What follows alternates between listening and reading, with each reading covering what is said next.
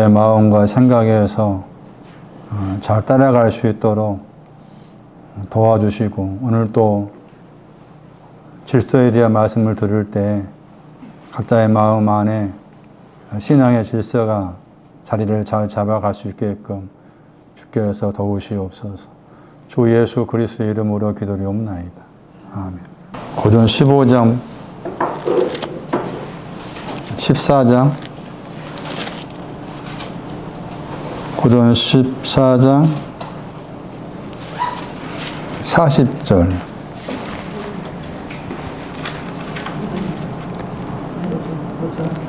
고전 14장 40절. 모든 것을 적당하게 하고 질서대로 하라 그랬죠. 그 질서가 이제 순번, 반차입니다. 반차. 그러니까 이 구절도 멜기세덱의 반차와 관련된 말씀이에요.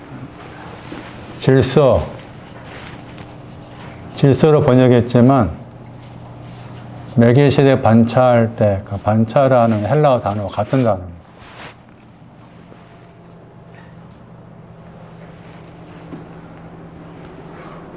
근데 그 앞에 말씀 보시면 14장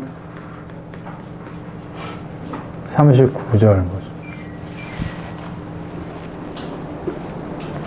고전 14장은 그 방언과 예언에 대해서 쭉 말씀하시는데, 그것도 생각하면은 그 방언과 예언에 대한 말씀의 결론에 해당된 부분이라 할 수가 있어요. 예언하기를 사모해라겠죠. 그리고 이제 방언 말하기를 금하지 말라.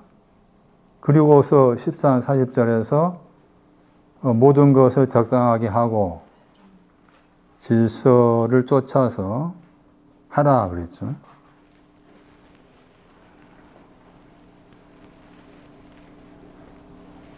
모든 것이 뭘까? 40절에 모든 것.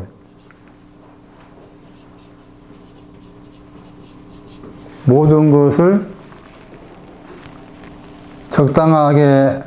적당하게라고 했죠. 적당하게. 그 다음에 이제 거기 동사가 질서대로 하라 할 때 그 하라라는 단어죠. 근데 앞에 39절 말씀에 예언을 말하고 방언을 말한 다음에 40절에 하신 말씀인 거죠.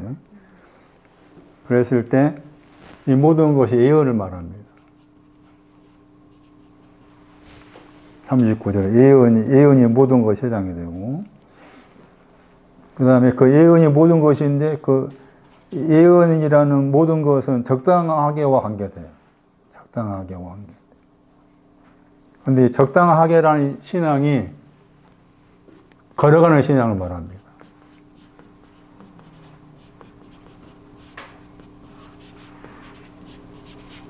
넘어와서 13장. 13절 보시면 고전 12장 적당하게 24절 같은 말씀을 참고했을 때 여기에 그 걸어가라가 나올 거예요. 적당하게 이 단어가 잘했다, 더하기, 뒤에 있는 단어가 모양이라는 단어입니다. 이것이 합성어예요, 합성. 스케마. 그 모양이 빌립보서 2장 7절에 이제 예수님께서 사람 같은 모양으로 오셔가지고 자신을 낮추셨다 할 때 거기 사용된 단어예요.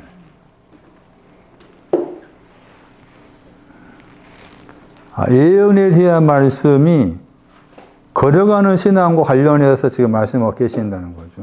그 예언도 적당하게와 관련한 내용, 예언이 뭐냐라고 했을 때 적당하게라는 그 내용과 연관이 되어 있다는 거예요, 지금. 그리고서 방언을 금하지 말라 하고서 질서대로 하라는 거잖아요. 그러니까 방언을 말하는 것이 질서가 있어야 한다 그 말이에요. 방언을 말한다 했을 때 방언을 말하는 것에 말하다가 질서 쫓아서 해요. 질서대로. 순서가 있다 그 말이잖아요. 방언을 말하는 것이 순서가 있다. 그런 말이에요. 순서가 있는 거다. 방언 말하는. 그러니까 일반적으로 한국 교회에서는 우리 모임에서도 방언을 해왔잖아요. 그 방언이 아니라는 거지. 그 방언이 아니야. 우리가 했던 방언은 뭘까? 그건 더 깊이 생각해 볼 내용이, 깊이 생각해 봐야 될 부분이 있어. 그렇다고 해서 해왔던 그 방언이 뭐 귀신이 했다가 될 수 없잖아. 그런데 지금 여기에서 말씀하시는 그 방언에 대한 것이 일반적으로 한국 교회에서 특히 56계통에서 성령 세례를 받는 것으로 방언 말하는 것 관련해서 그런 방언이 아니다는 거지. 왜? 질서를 말했기 때문에. 방언을 말한다는 것이 뭐냐? 질서를 말하는 거다. 그래서 금하지 말라고 했잖아요.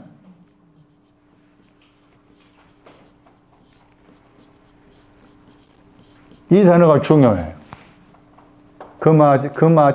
금하다에다가 부정을 붙이면 금하지 말라고 했을 때. 그랬을 때 이제 금하지 말라라는 그 두 단어가 나와 있는 구절을 찾아가 보면은 어린아이들이 내게 오는 금하지 말라 나와요. 마태 19장에. 어린아이들이 내게 오는 걸 금하지 말라. 그런 표현이 나와요. 그리고 연결해 생각해 봐, 보면. 방언 말하는 게 뭐라고 말해? 그런 뜻이라. 그렇게 봐야 되는 거예요. 응? 방언 말하는 것은 내가 어린아이다 그 말이지. 내가 어린아이다. 그런 해석을 할 수가 있는 거고, 또 14장을 자세히 들여다봤을 때 방언을 표적이라고 그래요. 그런 표현이 나와. 표적이나 표현이 나와요. 14장 22절인가? 방언을 표적이라고 했어. 믿지 않는 자에 대한 표적, 그 말 나오고. 14장 22절에. 방언 그러면은 어떤 때는 방언 번역하고 또 어떤 때는 뭐로 번역한다고 했어요? 혀야, 혀. 이것도 중요해. 글로사라는 단어가 기본형이 혀야, 혀. 어떤 때는 혀라고 하기도 하고 방언 번역 이렇게 같은 단어를 이렇게 왔다 갔다 번역을 해. 그럼 여기서 방언으로 번역하지 않고 혀로 번역해봐, 그러면. 혀로 번역할 수 있으니까. 에? 혀로 말하는 것을 금하지 말아라. 할 수 있잖아. 여기 사도행 2장 3절 말씀에 혀가 갈라졌다고 했죠? 그때 혀가 방언이야. 방언, 그러니까 혀, 방언, 같은 단어예요. 여기 표적이라고 했잖아요? 믿지 않는 자의 표적이라고 했잖아요. 거기서 이제 또 잘못된 생각이. 믿지 않는 자니까, 우리가 믿지 않는 자라고 생각해. 그런 말이 아니지. 여기 믿지 않는 자가 주님의 옆구리를 믿지 않는 거예요. 요한 20장에 나오죠. 주님의 손과 옆구리 믿지 않는 걸 말해. 그러니까 우리가 알고 믿지 않는 자 개념이 아닌 거지. 그 사람한테 표적이란 거잖아. 그래 표적이라고 했을 때 표적은 딱 하나야. 네? 신약 성경 말씀에서 표적 그러면은 영화의 표적이 되었던 또는 요한복음 2장 말씀에서 첫 번째 표적해가지고 물로 포도 나오잖아. 그 표적의 토대가 뭔가 하면은 뭐가 표적이야? 성탄절 때. 강보에 쌓이는 아기의 표적인 거예요. 그러니까 표적의 바닥에는 강보에 쌓인 아기가 거기에 바탕으로 깔려 있는 거지. 그러니까 방언도 마찬가지야. 믿지 않는 자한테 표적이라고 하면은 이 방언은 구유에 쌓인 아기에 대한 거예요. 아기에 대한 내용의 방언이란 거예요. 또 하나는 뭔가 하면 미쳤다고 했잖아. 그 말 나와요. 14장 23절에. 방언 말하는 걸 미쳤다고 했죠. 방언으로 하면은 미쳤다고 했잖아. 고전 14장 23절 말씀에. 미쳤다고 했죠. 그 미쳤다고 했을 때 미친 것이 뭔가 하면은 나왔죠. 사도행전 말씀에. 뭐가 미친 거라고 보세요. 26장 24절에. 두 가지 증서, 그란 말입니다. 두 가지 증서. 알곡과 기름에 빚진 것을 말해요. 그것도 방언이라. 그것도. 그렇게 접근하셔야 돼요. 이런 접근이 필요하다. 왜냐면은, 여러분도 그런 이제 생각을 하신 적이, 전에 뭐 어떤 분이, 목사님, 우리 한참 방언하고 그랬을 때, 최권사님 방언 막 열심히 하고 막 그러는데 왜 나는 방언이 없냐고. 그렇게 질문하는 사람도 있었어요. 그럴 수 있잖아. 다른 사람들 막 옆에서 막 날랄룰라 하고 뭐라고 알아듣지 못한 말을 하는데 나는 전혀 그 맹수하고 그것도 전혀 없으니까.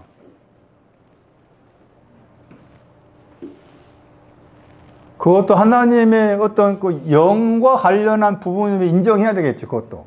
그렇지만 지금 바울이 말하고자 하는, 고전 14장에 말씀하고자 하는 방언은 그런 내용과 다르다. 그래서 여기 말씀에서 질서를 언급한 거다. 방언 말하는 것에도 질서가 있다. 해서 이제 재해석은 요한일서 2장이 되는 거예요. 순서가. 그래서 요한일서 2장 가면 이제 이게 2장 12절 이하의 말씀에서 이게 순서야. 이것도 방언이야. 나는 자녀입니다. 이것도 방언이야. 그 말이지. 예? 이해되세요? 나는 하나님의 자녀입니다. 이 자체도 방언이요. 이것도 혀라. 그 말이지. 그래서 자녀가 나오고, 그 다음에 아비들이 나오고, 청년이 나오고, 아이가 나오잖아? 이거의 순서란 거예요. 이게 질서를 말해. 질서, 순서. 이것도 순서다. 신앙의 순서다.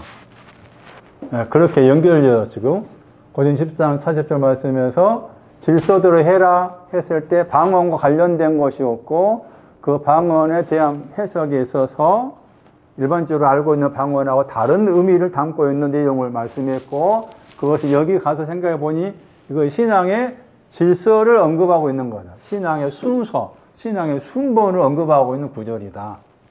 자, 그랬을 때 이제 오늘 말씀의 내용 가운데 첫 번째가 자녀에 대한 부분입니다.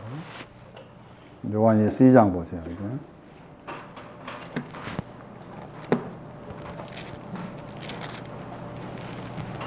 자, 이런 부분은 이제 마음에서 생각에 잘 정리를 잘 하셔서 내 것으로 삼는 일이 중요해요. 자녀라고 했을 때 나는 하나님의 자녀인가? 라는 그 질문을 던진다면 자녀들이라고 했을 때 자녀들이 이제 하나님 자녀라고 관계된 표현인데 나는 하나님의 자녀인가? 라는 그 질문이 먼저 있어야 되죠. 그랬을 때 저는 창세기 2장 가지고 설명을 더 해볼게요. 하나님의 자녀가 되는 과정이 있어요. 창세기 2장 7절이에요.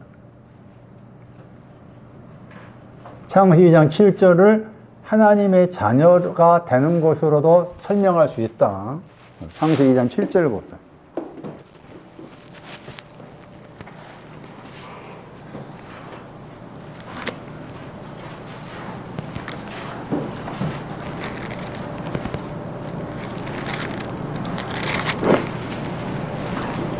사람을 창세기 2장 7절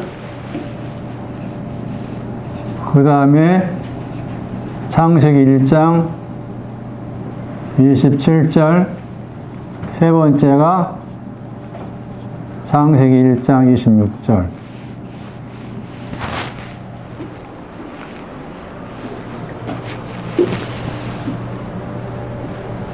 창세기 1장 27절이 하나님 형상으로 남자 여자를 창조했다 하는 거잖아. 동사가 창조하다죠. 동사가 중요해요. 여기는 형성과 모형을 만들다 했죠. 단어가 동사가 다르잖아. 창조하다. 여기는 지었다 했지. 지었다 했잖아. 예? 달라 이게. 다른데 이것도 하나의 질서야, 질서. 순서야. 그러니까 신앙의 순서로 하면 창세기 1장 7절이 제일 먼저야. 그 다음 두 번째가 이해고, 1장 27절이고, 형상으로 창조된 거고, 세 번째가 형상과 모양으로 만들어진 거고, 아, 이것도 질서구나, 신앙의 순서구나, 그렇게 이해를 하셔야 돼. 그게 이제 동사들이 각각 다른 동사를 사용한 거예요. 나중에 설명하겠지만은 이 구절이 요한일서 2장 말씀이 아비드의 신앙이에요. 여기가. 아비드의 신앙이에요. 아비드한테 뭐라 하겠어요? 태초부터 하게 번역했나? 아비드라 해가지고. 그렇죠. 태초부터 계시니 알았다고 했죠. 저 태초부터 따라가 보면 이렇게 창세기 1장 27절과 연결된다고. 그러니까 아비드의 신앙은 여기에 해당이 돼. 아비드의 신앙 여기에 해당이 돼. 그래서 이제 이 아비드의 신앙 여기에 해당되니까 이 관점에서 이제 제가 여기를 본 거지. 여기를 보아서 자녀의 신앙 여기에 해당되는구나 이렇게 이제 이해를 한 거예요. 이제 만들다 이쪽은 이제 아비드의 신앙 다음에 이제 청년 아이니겠지 이제 이렇게 되겠지. 이렇게 연결을 생각할 수 있어요. 이렇게 연결을 생각하면 훨씬 더 창세기 1장 27절, 26절, 2장 7절을 보다 더 명확하게 이렇게 틀로서 잡을 수 있잖아. 이 틀이 없으면은 이해하기 어렵죠. 창세기 말씀이 어려워. 아직도 저는 몰라. 죽을 때가 해도 모를 거야. 모르는 것들, 모르는 부분들은. 나 이런 틀이 중요하다. 그러면 여기 다시 와가지고 아담아에서 원어가 아담아잖아요. 창세기 2장 7절에 번역 안 했잖아요. 번역을 땅이 아담아예요. 땅이 아담아인데 아담아 여기에는 북다가 들어있다고 했어요. 붉은 거기에서 나왔단 말이에요. 여기 있었는데 여기에서 나오게 한 것이 먼지야. 먼지. 번역은 먼지로 했나요? 흙으로 먼지로 번역해야 돼. 아파르. 먼지야. 먼지로 지어졌지. 여호와 하나님 먼지로 지었다겠죠. 이것부터 우리 생각해야 돼. 내 신앙의 출발점 여기서부터 씨름해야 돼. 나는 먼지로 지어진 자인가부터 질문 가지고 씨름해야 돼. 먼지로 북다에서 나와가지고 먼지로 지었다겠죠.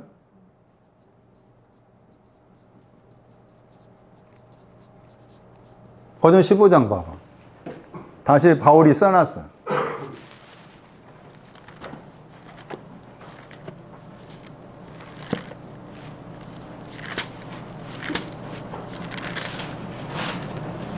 그게 47절이야. 고전 15장 47절에 먼지로 된 것을 말해. 첫사람 그랬죠. 저 첫사람이 창세기 2장 7절이야. 첫사람이 창세기 2장 7절. 15장 45절 말씀 첫사람 아담도 창세기 2장 7절이야. 고전 15장 45절에 첫사람 아담이 나오죠. 거기도 창세기 2장 7절이고 그 다음에 15장 47절 말씀에 첫사람도 창세기 2장 7절이지. 땅의 옛짝이죠. 땅의 했죠. 땅으로부터 했죠. 그 땅이 이게 아담아야, 먼지야. 그러니까 헬라어로는 저 단어 썼고, 그 다음에 흙에 속했다 번역했죠. 저 단어가 먼지로 만들었다 뜻이야. 우리 번역 흙에 속했다 했지만 먼지로 만들어지. 먼지에 뜻이 들어있어. 그러니까 15장 47절 말씀도 창세기 2장 7절 말씀을 바울이 그렇게 인용을 한 것이고. 자. 그건 여기서 중요한 게 뭔가 하면은, 지었다고 했잖아? 이 단어와 관계된 명사가 토기장입니다. 토기장을 알아야 돼. 그 신앙의 가장 첫 출발이에요. 토기장이시다. 예? 나는 토기장이신, 여호와 하나님의 토기장이시다가 먼저 전제돼야 돼. 그분은 토기장이십니다가 전제돼야 돼. 그분이 토기장이신데 나를 먼지로 지으셨으면 이렇게 되는 거예요. 순서가. 먼지로 지었어요. 먼지로 지었다고 했을 때, 이거 이해하기 어렵지. 나라는 존재가 먼지로 지었다고 했을 때, 다른 구절 참고하면은, 지었다와 관련해서, 이게 이사야서 말씀이 많이 나와요. 지었다, 저 단어가. 그런데, 지었다고 했을 때, 먼지로, 여기 창시 2장, 먼지로 지었습니다. 지었다, 이렇게 나와 있잖아. 근데 다른 거 참고하면은, 마음을 지었다 나와. 그러니까 먼지로 지었다, 저기에 마음이 들어있어. 먼지 속에 마음을 지었다. 그게 이제 시편 30 몇 편에 나오고, 그 다음에 이사야서 말씀에서는 빛이 나와요. 빛으로 지어졌다, 이렇게 나와. 시편 33편 15절이에요. 마음을 지었다. 야차르. 33편 15절에는 마음을 지었다. 먼지로 지었다는 말을 풀어 설명하고 있어요. 먼지로 지어진 것이 뭐냐? 마음을 지었다. 이사야서 45장 7절에 의하면은 빛이 있습니다. 빛으로 지었단 말도 있어요. 먼저는 토기장, 여호와 하나님은 토기장의 시다를 설정을 해야 돼. 내가 거기에 이제 긍정하는 마음이 드느냐 봐야 돼. 과연 여호와 하나님 토기장의 시다, 그 토기장 하나님에 대해서 내 영혼과 내 마음이 하느냐 안 하느냐 봐야 돼. 그래 봐야 할 거 아니야, 내 속을. 그런데 그분이 나를 인정한다면, 그분이 나를 먼지로 지었구나를 되겠지, 이제. 당연히 인정하겠지. 토기장이 인정하면 먼지로 지어졌음을 인정할 수 있겠잖아요. 먼지로 지었어. 먼지로 지었을 때 마음도 지으시고, 거기에 또 빛을 알라고 빛을 지으셨고, 이렇게 지었어. 그런데 이렇게만 지어 놓으면 안 되지. 응? 이렇게만 지어 놓으면은 자녀가 아니야. 자녀가. 어떻게 해야 돼? 번역을 코이라고 했잖아? 코에다가 했지. 저 코가 무슨 코가 있어? 코에다가 불어넣었다고 했지. 생명을, 살아있는 생명의 호흡이야, 호흡. 생명의 호흡을 코에 불었다고 했잖아. 그 코가 어디에 있어? 어디에 있어, 코가? 먼지 코지. 먼지에 있는 코지. 먼지에 있는 코. 마음에 있는 코지. 거기에다 불어 넣었어. 생명을, 호흡을 불어 넣었어. 불어 넣은 결과가 뭐예요? 생명이 되었다고 했잖아? 그게 형용사야. 살아있는 영혼이다, 그지? 살아있는 영혼을 존재하게 되었다. 살아있는 영혼이야. 살아있는 영혼. 그게 이제 15장, 고전 15장 45절 말씀에 첫사람 아담은 살아있는 영혼 안으로 그랬죠. 거기도. 고전 15장 45절 말씀에 첫사람 아담은 산 영이 됐다고 했잖아. 영이 아니고 영혼이야, 따지면. 영혼, 정확하게 말하면 영혼이라고 했어요. 살아있는 영혼이라고 했잖아. 그리고 이제 마지막 아담 나왔고, 15장 46절 보시면은, 먼저는 했을 때, 이게 첫사람, 창세기 2장 7절을 말해. 창세기 2장 7절은 신령한 자가 아니라고 했어요. 살아있는 영혼은 신령한 자가 아니야. 뭐한 사람이라고 했어? 육에 속했다가 이렇게 영혼에 속했다, 그 말이야. 영혼에 속했다야. 육으로 번역하면 안 돼. 영혼에 속았다. 그래서 생명의 호흡을 불어 넣으니까 생명의 호흡이야. 생명의 호흡을 불어 넣은 결과가 살아있는 영혼이 된 거지. 중요한 게 여기서 이제 내가 하나님 앞에서 살아있는 영혼인가? 이해가 자녀와 관계돼. 살아있는 영혼인가? 그러니까 먼저는 말씀드린 것처럼 토기장이신 저분이 나를 먼지로 지었는데 거기에 마음도 짓고 빛을 찾아서 빛을 알아가라고 빛도 지으셨고 했는데 거기에서 이걸로 지어진 걸 딱 놔두면은 안 돼. 살아있는 영혼이 되게끔 불어 넣어 주셔야 돼. 그러니까 살아있는 영혼이 돼야 돼. 그러면은 내가 살아있는 영혼이 되었다를 알면은 먼저 지어진 것도 알겠지, 당연히. 내가 살아있는 영혼입니다를 알면은 먼저 지어졌다는 건 당연히 알겠지. 거꾸로 돌아가면은 이해되시는가? 내가 살아있는 영혼입니다를 알면은 먼지로 지어진 것 당연히 알 수밖에 없지. 자, 중요한 것은 뭐냐 그러면 내가 살아있는 영혼인가가 할 때 영혼이 뭐냐는 거야. 영혼이 뭐냐는 거야. 사람은 다 영혼이 있는가? 사람은 다 영혼이 있는가? 자, 사람이라면 다 영혼이 있는가? 그 질문에 당연히 사람이라면 다 누구나 다 영혼이 있죠 하겠잖아. 그냥 없지. 있을까? 생각해봐. 응? 지금 돌아가시려면 기다리고 있는 우리 어머니를 포함해서 양론에 계신 분들, 영혼이 있다 할 수 있겠나? 영혼이 있는가? 어떻게 생각해? 없어. 저는 제 생각 없어. 왜? 왜 없을까? 왜 없어? 왜 없어? 안 지었잖아. 안 지었으니까 없지. 그러면 이제 질문이 과격한지 모르겠지만 여러 가지 생각해 보자 그 말이야. 그러면 살아있는 영혼이 된 것과 이 자녀가 연관되는 거다. 단열하게 했을 때. 그러면은 말씀드린 것처럼 내가 살아있는 살아있단 말 빼버린다. 내 속에 영혼이 있다 했을 때 그게 살아있다는 표현이 되는 건데 내가 영혼이 있다라고 했을 때 모든 인간은 다 영혼이 있다라고 말할 수 있느냐? 나는 질문을 어떻게 생각하면은 니체 같은 사람도 생각해 보겠지만 철학적 질문일 수 있어요. 동시에 우리 막연하게 당연히 영혼이 있다라 생각하고 또 어떤 사람 또 의학적으로 증명해 보니까 사람이 죽을 때 죽을 때 몸무게하고 나갈 때 몸무게 재 보니까는 약간 차이가 있다고 해가지고 그 영혼의 무게라 처음에 나올 거예요. 영혼의 무게가 몇 그램인가 이렇게 그렇게 의학적으로 증명하려고 한 사람도 있어. 그럼 저는 개인적으로 그렇게 안 봐. 하나님께 지었지 않으면 어떻게 영혼이 있냐고.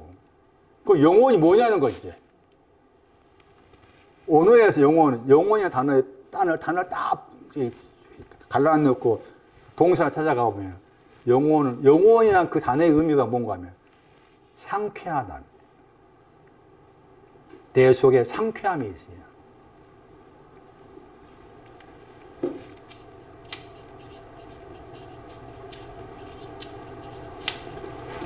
시원하다.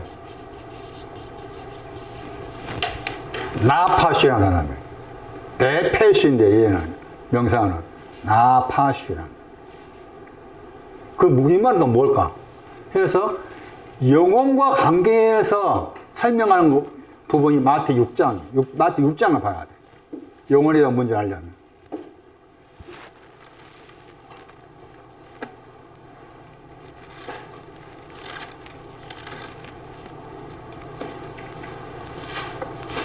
(6장 25절) 저게 목숨이 영혼이에요. 자, 영혼이 하는 일이 뭔가 보세요. 영혼이 하는 일이 뭐예요?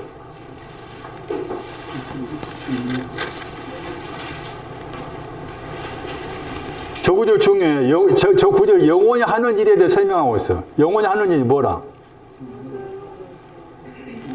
먹고 마시는 것이 영혼이 하는 일이야. 먹고 마시는 거. 먹는다. 에? 먹다 마시다. 먹다 마시다가 영혼이 하는 일이에요.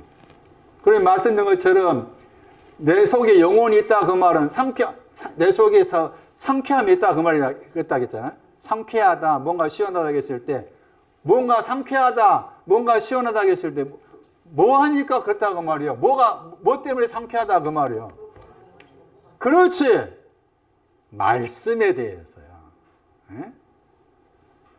그 말씀도 원급의 말씀이에요. 원급. 비교급이 아니라. 원급의 말씀에 대해서 내가 먹고 마실 때 내 속이 시원하다, 상쾌하다. 이게 자녀란 증거예요. 말씀을 들을 때, 배울 때 속에 뭔가, 제가 종종 그 말 하잖아. 바깥에서 왔다 이야기 하잖아. 뭔가 내 속이 시원하다, 상쾌하다 하면은 그것은 내가 뭐가 하고 있다 그 말이야. 살아있는 영혼이구나 그 말이야. 그런데 이것은 살아있는 영혼이다 이게 되면은 당연히 내가 이제 이렇게 지어졌구나 인정할 수밖에 없지. 그런데 이게 안 오면은 나는 아직도 여기 토기장이 인정하고 있지만은 아직 여기 아직 이르지 못한 거지. 그렇죠? 토기장이면 인정하지만 여기 이르지 않았지. 그러니까 말씀을 듣고 배울 때마다 내 속에서 상쾌함이 있는가 시원함이 있는가 자꾸 확인해 봐라 그 말이지. 아직도 내가 시원함이 없다 그 말은 뭐 시원하다 상쾌하다가 또 자기 주관일 수 있잖아. 그 시원하고 상쾌함이 없다 그 말은 아직 내가 살아있는 영혼이 안 되었구나 그 말이지. 그러면 뭘 어떻게 해야 되겠어? 나에게 생명의 호흡을 불어넣어달라 해야 되지. 그렇게 돼야 되잖아. 생명의 호흡을 불어넣어주세요. 그래야만 내가 살아있는 영혼이 될 거 아닙니까? 내가 살아있다, 상쾌하다, 먹고 마실 때마다 해가지고 이거 먹고 마시는 거 음식이라고 했잖아? 이 구절에서 음식이라고 했죠? 그리고 거기에 버다더가 나오잖아. 중하다가 버다더잖아. 버다더가 비교급이었죠? 그 원급에 대한 거니까. 원급에 대한 거. 버다더라고 했는데,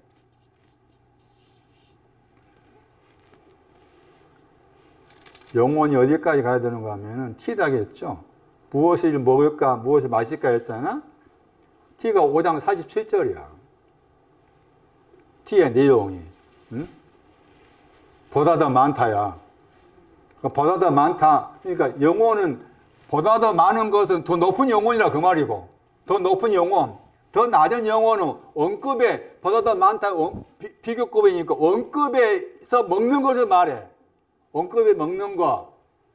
그래서 말씀을 듣고 배울 때마다 여러분 속에서 상쾌함이 있는가를 찾아라 그 말이지. 찾아라. 그게 하나님의 자녀라는 증거다. 자녀라는 증거다.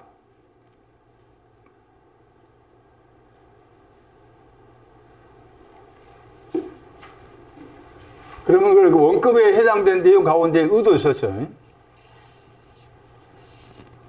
마태복음 5장 10절은 보다 더 했잖아. 그 보다 더가 서기관과 바리새인의 의가 나왔고 보다 더가 나왔죠. 그러니까 의도 원급에 해당된 말씀인 거잖아요.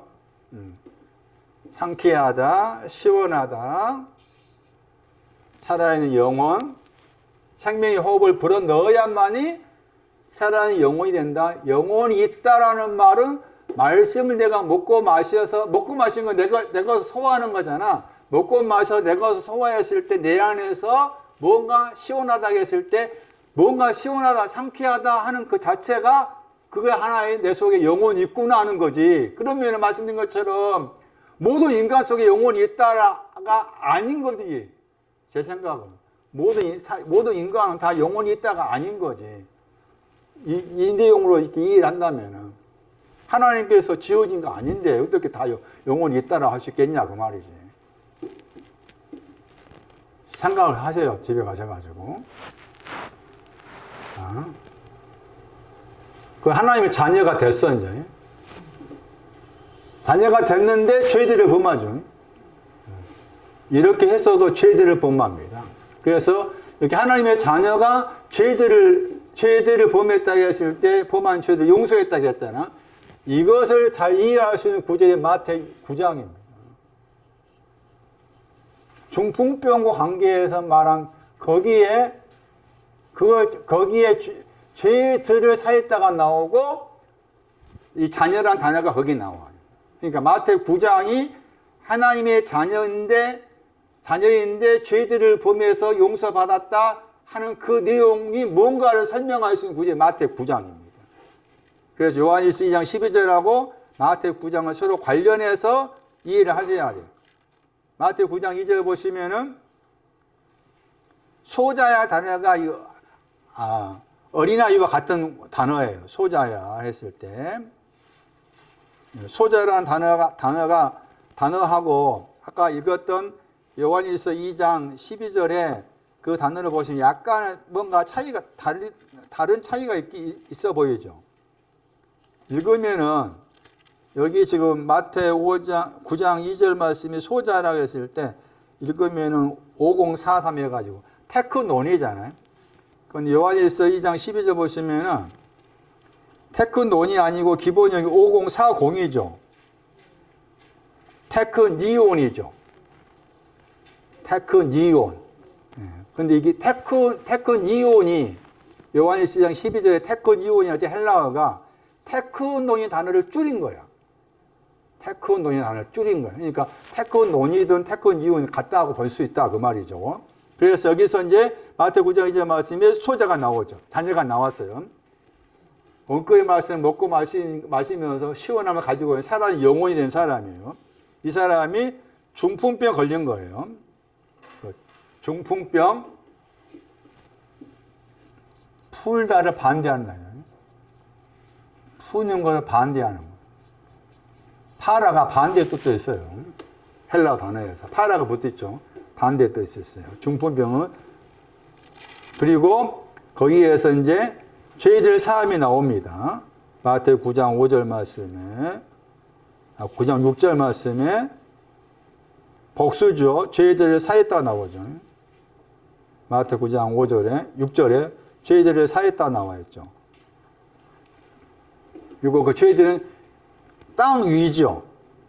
땅 위. 그러니까 죄들이 요한일서 2장 12절 말씀에 죄들은 땅 위에 있는 죄들이야.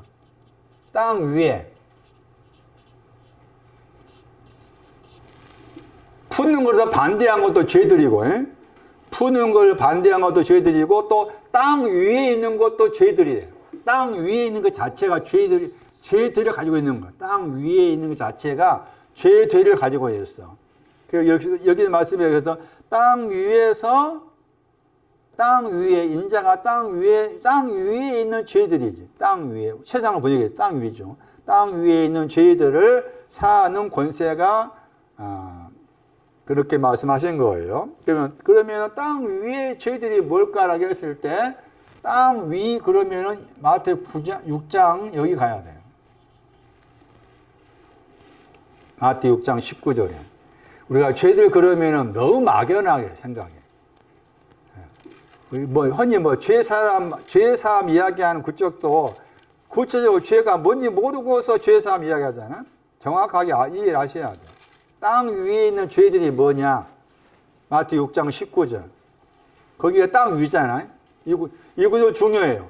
마태 6장 19절 땅 위라고 했을 땅 위가 무엇을 말씀하는지를 말씀하는 중요한 구절이에요. 땅 위에 보물을 쌓아두지 말라 하잖아. 그러니까 또 이 땅 위를 엉뚱하게 또 생각하면 안 되지.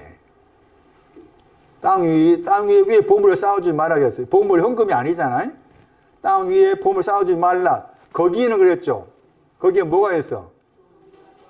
정과 동록의 땅 위야. 정과 동록.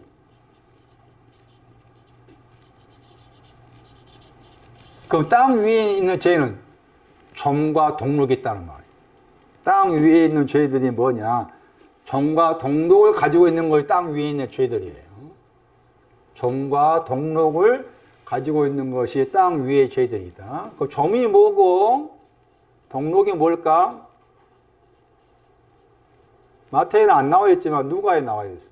누가 12장에 점이 하는 일이 있어요. 땅 위는 문자고 땅이 아니고 정과 동록이 있는 곳인데 점이 하는 일이 누가 12장 33절에 썩게 합니다. 하나님의 자녀가 된 사람이 죄들을 가지고 있다고 했을 때 자녀의 신앙으로는 썩는 겁니다. 점을 못 이겨. 자녀의 신앙. 차라리 영혼이 되었다 할지라도, 자녀가 되었다 할지라도, 썩는 신앙을 못 이겨. 썩게 한다 나왔죠. 그것도 거기 철저히 썩는다. 뒤에가 붙었어요. 철저히 썩게 합니다. 좀이 하는 일이. 그 다음에 동록이 나오죠. 동록이라는 단어가, 여기 동록 번역했지만, 이게 먹는다고 번역할 수 있는 단어기도 합니다. 요한복음 4장 32절이에요.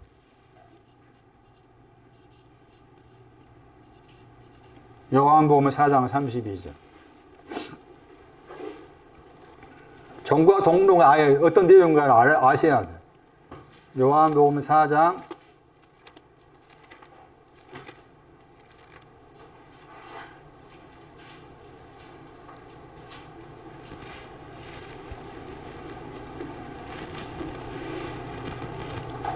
거기 양식 번역했죠. 양식. 6장 보세요. 6장이 더 그 동록을 설명하는 구절이에요. 6장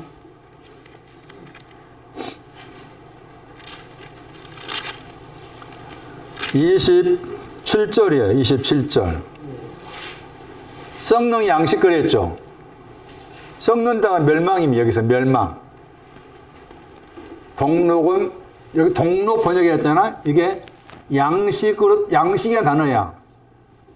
양식이라는 단어인데 동록 번역한 거예요. 같은 단어인데. 그런데 여기 요한복음 6장 27절 보시면은 요한복음 6장 27절 말씀에서는 번역을 양식 번역했죠.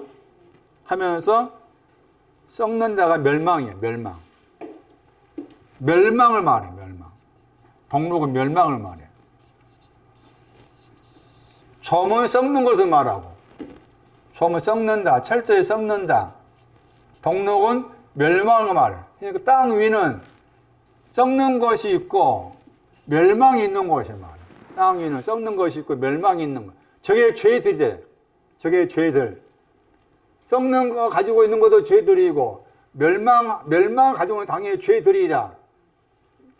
죄들을 말할 때 저런 내용을 말하는 것이다. 우리가 생활 속에 있는 죄들을 성경 죄라고 말하고 있지 않다. 그런데 지금 말씀하고 있는 것처럼 여기 요한일서 2장 12절 말씀에 자녀들아 해가지고 너희의 죄들을 그의 이름을 통해서 사했다겠죠. 당연히 이것을 사해 주신다.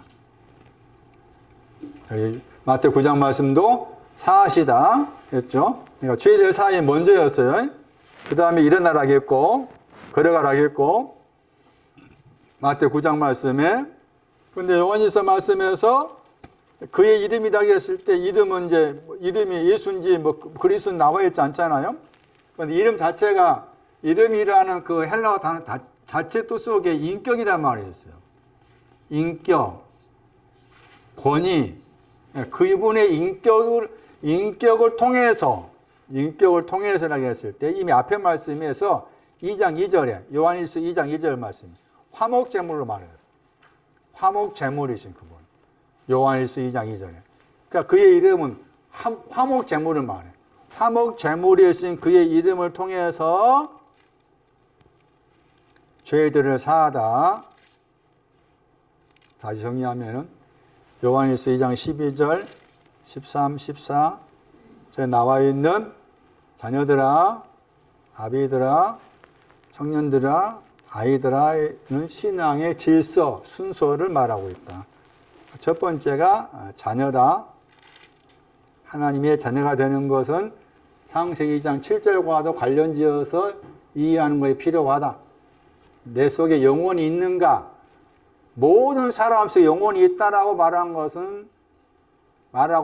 것은 깊이 생각해 볼 문제다.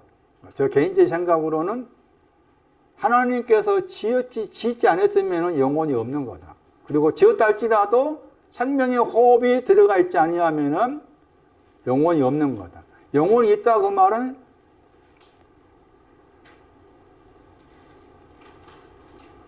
말씀을 내가 먹고 마실 때, 말씀을 내가 듣고 배울 때 내 속에서 뭔가 시원하고 상쾌함을 느끼는 그 자체가 영혼이 있는 거다. 그 영혼에 대한 문제를 의식과 무의식의 세계를 본다면 의식의 세계에 있지 않고 무의식에 있는 거예요. 그런 생각도 필요해요. 그런데 원급에 대한 말씀이었죠. 그러니까 영혼도 보다 더를 추구한 영혼이 있고 원급에 대한 마태 6장 중요했던 거예요.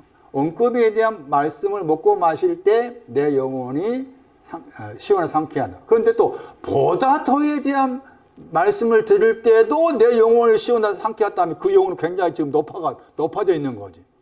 그렇게 이해를 하셔야 돼요. 그것이 이제 여기 2장 요한일서 2장 12절 말씀이었고, 이제 아비들 보세요. 이제. 아비들아,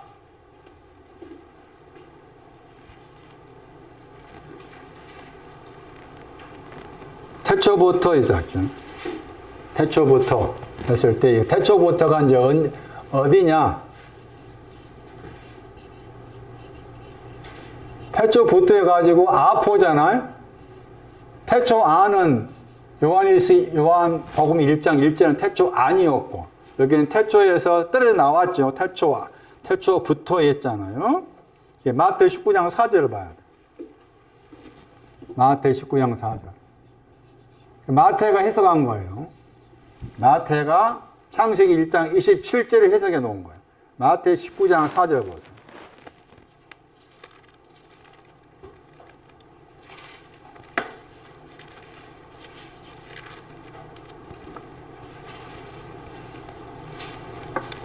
번역을 본래 번역했잖아요. 네, 태초부터입니다.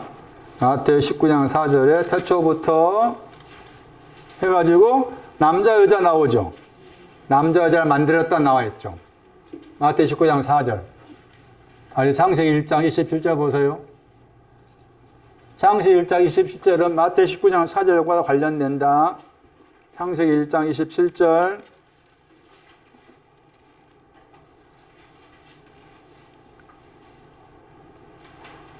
형상 안에서, 하나님 형상 안에서 아담을, 그 사람을 창조하셨다겠죠. 봐라. 그 남자, 여자 나오죠. 자, 남자, 여자 밑에 그 헬라어 단어 보세요. 다시 마태 19장 4절에 헬라어 단어 보세요. 같아요. 같지요? 그러니까 창세기 1장 27절 말씀은 마태 19장 4절 말씀과 관련되어 있다라고 봐야 돼요. 히브리에서 남자는 뭐였는가 하면 기억하다 였습니다. 여자는 구멍 뚫리다 말이 있었죠. 기억하다. 남자란 단어는 기억하다. 여자는 단어는 구멍 뚫리다. 물론 새 이름을 짓다 뜻도 있지만 구멍 뚫리다 뜻도 들어있어요. 연결을 생각하면은 기억할 것이, 이런 내용에 대해서 기억해라 하는 부분도 있고, 또 한편에서는 그 기억하는 것에 대해서 구멍을 뚫어 놨다. 이런 뜻도 되는 거예요. 그러니까 남자, 여자라면 우리가 알고 있는 남자, 여자가 아닌 거예요. 형상 안에, 태초 안에서, 하나님 형상 안에는 하나님 형상 관계된 것을 기억하고, 또 하나님 형상 관계된 것에서 하나님 형상이 아닌 다른 것에 또 구멍이 뚫려서 버려야 되고, 그런 여러 가지 내용들이 담겨 있는 그런 말씀인 것이죠. 그래서 남자란 히브리 단어에는 기억하다가 들어있고, 여자란 단어 속에는 다른 뜻도 들어있지만 구멍 뚫리다 그런 뜻도 들어있다. 남자 여자를 창조했다 했을 때 우리가 생각한 남자 여자를 창조했다 만들었다 말이 아니다. 그런데 그것이 태초부터라고 했어요. 태초부터. 아비들아 태초부터 기회친 일을 알았다가 막 나를 형상으로 지으셨다 그 말이지. 그래 하나님 형상으로 지었다고 했을 때 그 하나님 형상이 뭐냐? 형상으로 지었다고 했잖아요. 하나님 형상이 뭐냐 했을 때 다시 연결로 생각하면은 이게 따로 분리했잖아 이게. 여기 따로 이렇게 아르케하고 아프하고 따로 분리되어 있잖아. 분리된 합작인 거 천열매였지. 이게 하나님 형상이라. 천열매가. 아포하고 태초부터 해서요. 그러니까 이 단어가 합성어가 돼. 아파르케가 돼. 그 아파르케가 첫 열매의 번역이에요. 그러니까 아비드의 신앙은 창세기 1장 27절에다가 첫 열매와도 관계돼. 첫 열매. 고전 15장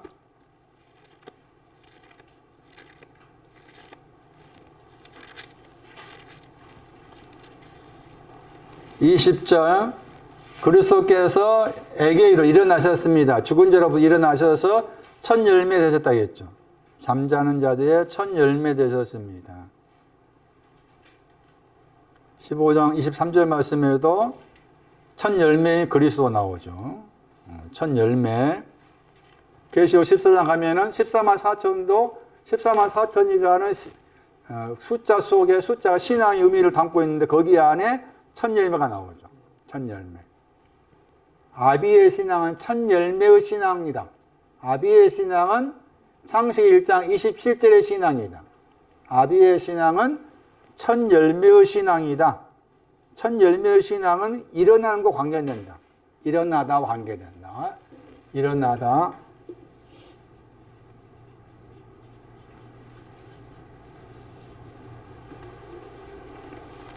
아비들아, 태초부터 계신 일을 알았다. 태초부터 계신 일을 알고 있었다. 형상으로 나를 남자 여자로 창조하신 그분을 알고 있다. 창세기 1장 27절을 알고 있다. 죽은 자 가운데서 먼저 첫 열매가 되신 그리스도를 알고 있다. 그게 두 번째. 아비들의 신앙입니다. 아비들의 신앙. 요한일서 2장 13절이었어요. 이제 세 번째. 오늘 다 하지 못하고 다음 내년에도 가야 돼요. 청년의 신앙. 청년의 신앙 조금 설명을 마칠게요. 너무 많이 하면 헷갈리잖아요. 지금도 헷갈리는지 모르겠어. 청년. 우리가 부자 청년을 무시하면 안 돼. 부자 청년을, 여기 청년 단어가 부자 청년 할 때 그 청년 단어예요. 마태 19장 20절에 나와 있는 흔히 말하는 부자 청년. 청년을 말하죠. 그 다음에 다시 또 2장 14절은 또 아비들에 대해서 또 이야기하죠. 요한일서 13절에 아비들이 태초부터 계시지 않았다고 했죠. 다시 14절마다 또 이야기하죠. 반복이 중요한 거예요. 우리는 반복에 들어야 돼. 제가 반복에 말할 때도 여러분 왜 목사님 또 반복에 이야기하시나 하면 안 돼. 내 안에 새겨질 때 계속 반복해서 말할 필요가 있어. 반복이 중요해. 말씀을 듣는 반복이 중요해.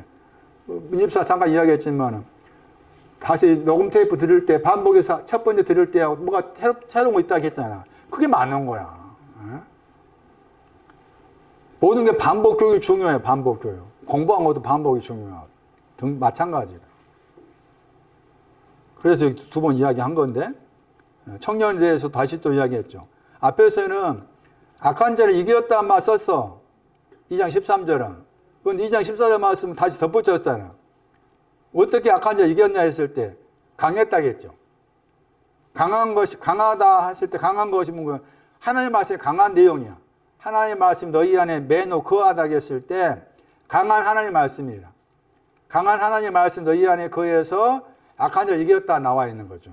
그러니까 그래서 여기 청년의 신앙은 강하다를 가진 하나님의 말씀을 강하다는 하나님의 말씀을 가진 자로서 그 강한 것 때문에 악한 자를 이겼다.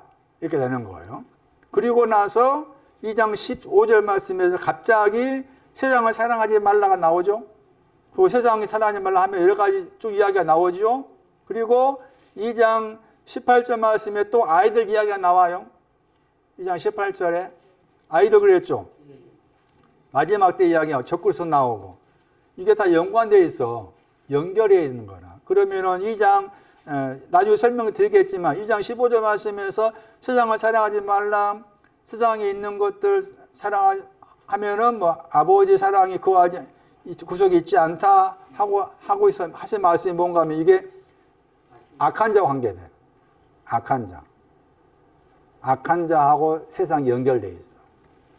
그러니까 2장 15절 그다음에 17절 앞에까지는 다 이게 청년과 관계된 내용으로 생각을 하셔야 돼.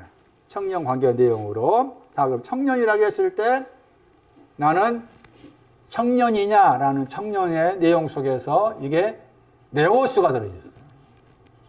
이 단어 속에 네오스가 있어요. 새롭다가 들어있어요.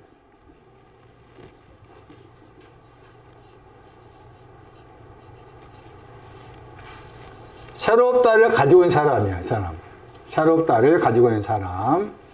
그럼 새롭다고 했을 때 새롭다의 내용을 설명할 중요한 구절이 고전 5장 7절. 청년이 어떤 사람이냐? 마태 19장에 나와 있는 부자 청년도 지금 이 신앙이 깔려 있는 거예요. 청년들아 했을 때 청년이라는 단어 속에는 이 단어가 들어있다. 고전 5장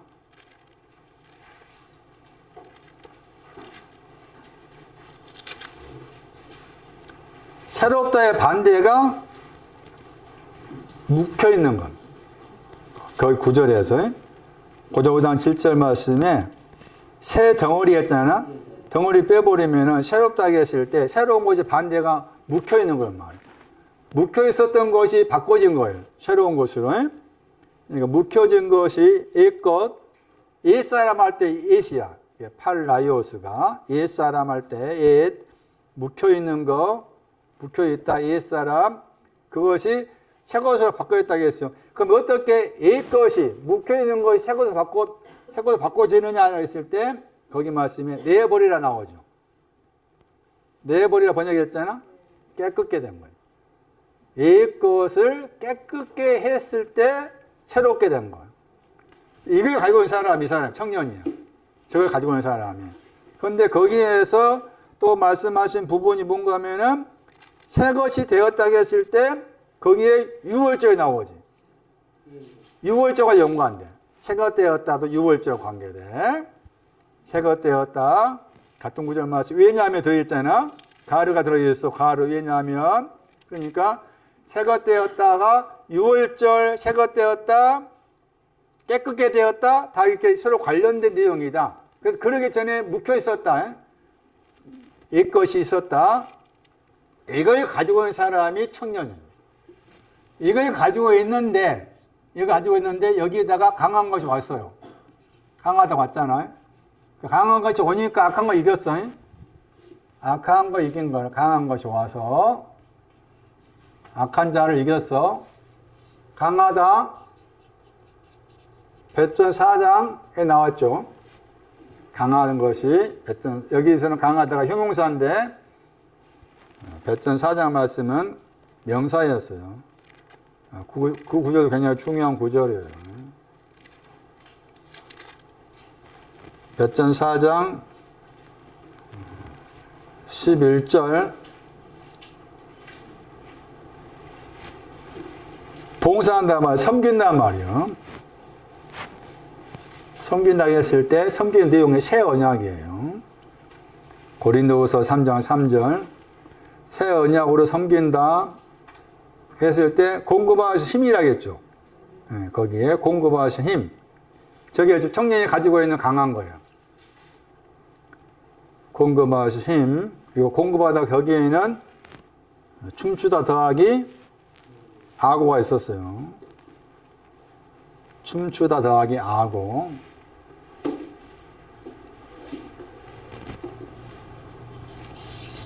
청년.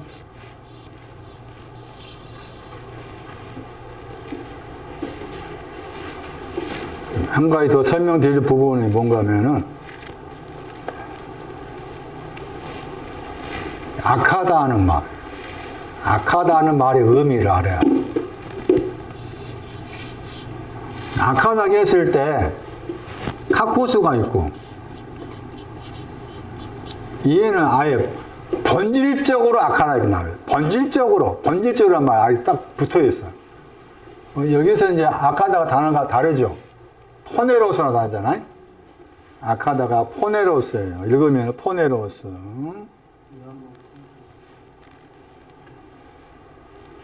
여러 번 설명했을 건데 다시 반복해서 드리면은 열심히 일하다.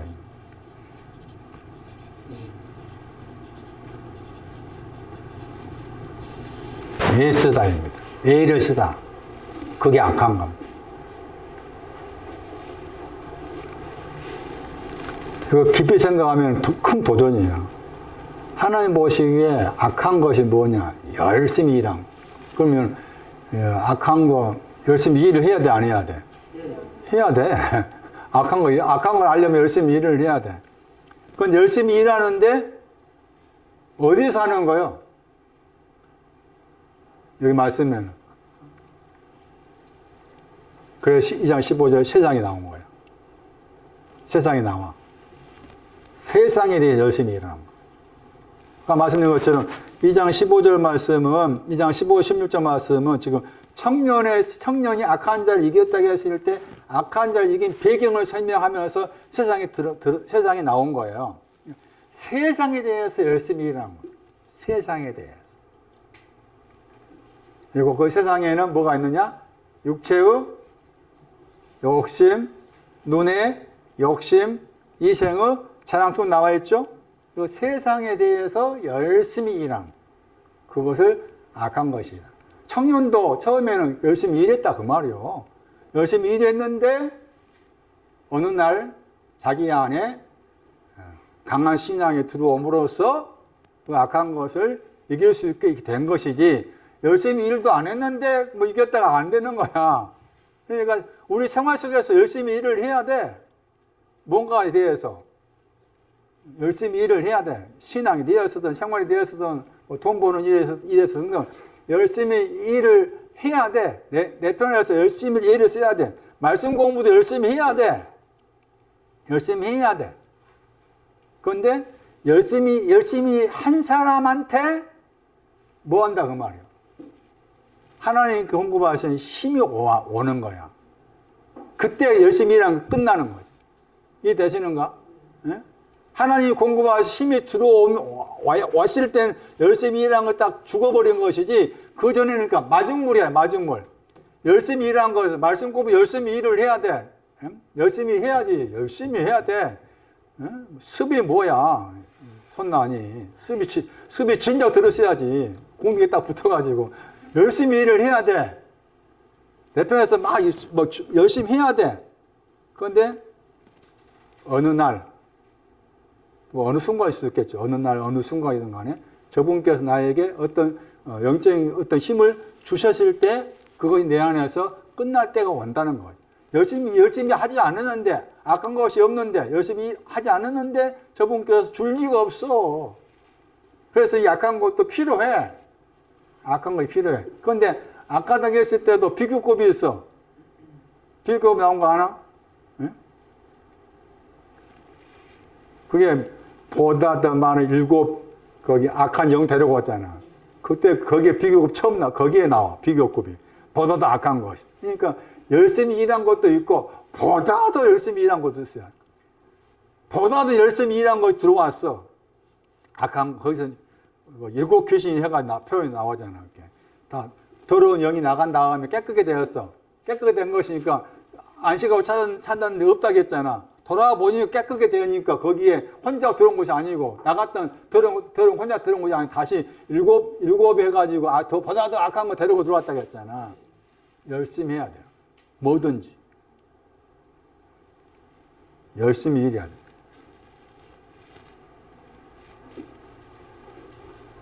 악한 것을 알려내요. 이해는 아예 악한 것이 본질적으로 하니까 이해는 아예 내가 뭐 하다 안 하던 내 속에 있는 것이 있고.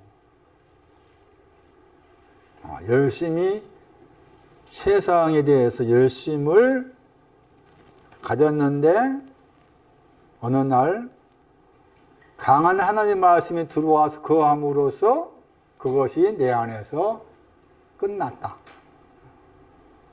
그것 청년이라고. 자, 여기까지. 자, 오늘 말씀 다시 정리해 보면은 질서대로 하라. 방언을 말하는 금하지 말라 하신 말씀 다음에 결론, 약간의 그 14장의, 고전 14장의 결론처럼 모든 걸 적당하게 하고 질서대로 하라 했을 때 그 질서가 방언 말하는 것과 관련되었다. 그것을 요한일서 2장 12절 이하로 가져와서 보니 자녀들아, 아비들아, 청년들아, 아이들아 라고 했을 때 이것도 신앙의 질서, 신앙의 순수와도 관계된 말씀이에요. 하나님의 자녀인데도 죄들이 있었다. 하나님 자녀가 뭐냐? 하나님 자녀가 된다는 것이 뭔가? 자녀가 되려면은 먼저 토기장이 앞에 도와야 된다. 저분이 나를 먼지로 지었다는 사실을 인정해야 된다. 그런 다음에 생명의 호흡을 불어넣어서 살아있는 영혼이 되게 해주셔야 된다. 영혼이 있다는 말은 뭔가? 내 속에서 상쾌함을 느끼는. 언제?